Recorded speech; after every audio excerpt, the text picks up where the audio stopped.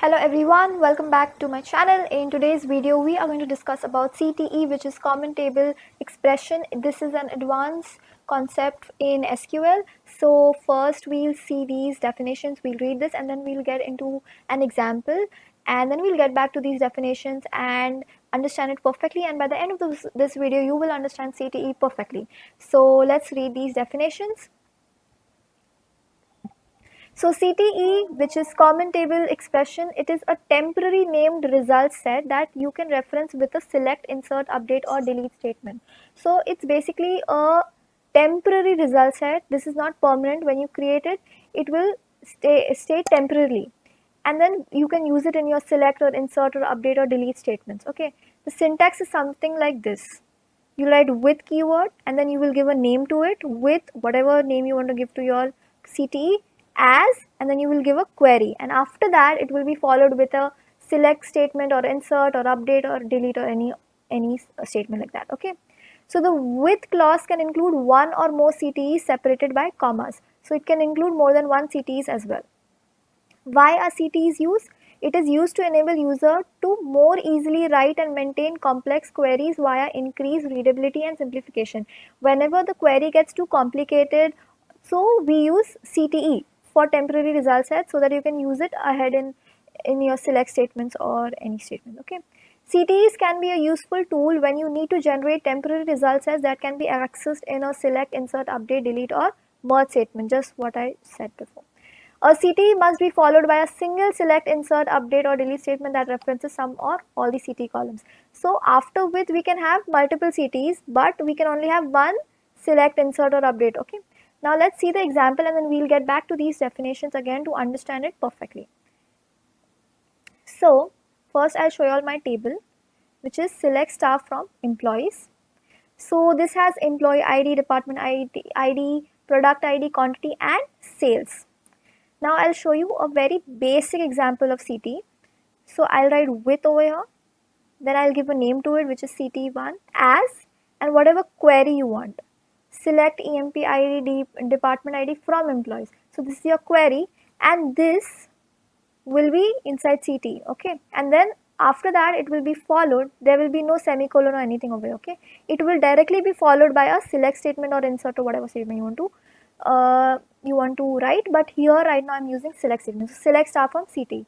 So what happens here is, this is what you will get an answer as. Okay, but this is a temporary result set. Okay, if you simply just execute this, it will throw an error कि CTE1 doesn't exist.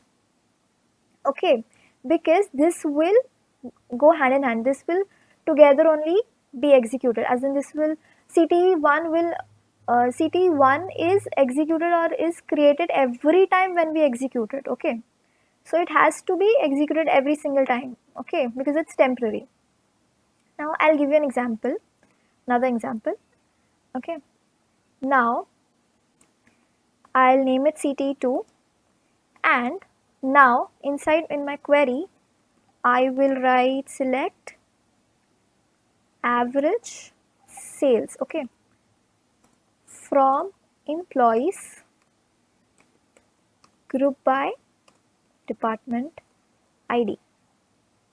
So what is this query doing? This will give me average sales group by department ID. So this will give me average sale for each department ID. I'll also write department ID over here. First I will write over here department ID. Okay, now if I simply write, okay, never mind, and then I write like something like this, select star, select maximum. Okay, 1 second, let me name this as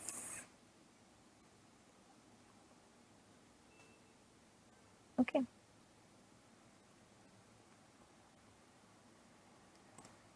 from CT2. Okay,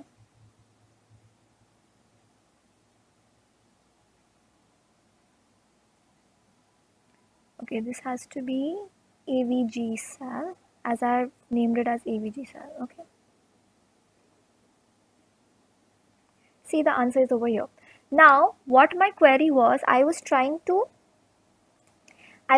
find maximum average salary in department, from departments or whatever. So basically first I had to find all the average salaries, and in those average salaries I wanted the maximum salary. So my question was something like this. One second. If you simply